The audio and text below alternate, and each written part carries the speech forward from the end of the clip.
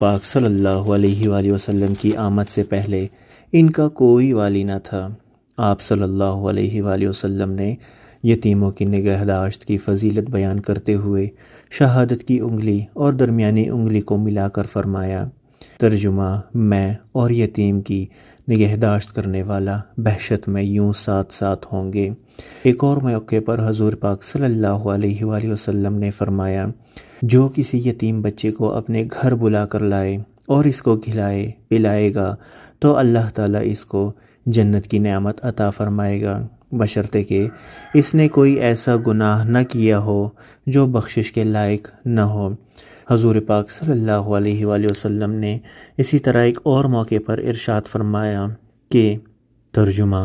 مسلمانوں کا سب سے اچھا گھر وہ ہے جس میں کسی یتیم کے ساتھ بھلائی کی جاتی ہو، اور سب سے بدتر گھر وہ ہے جس میں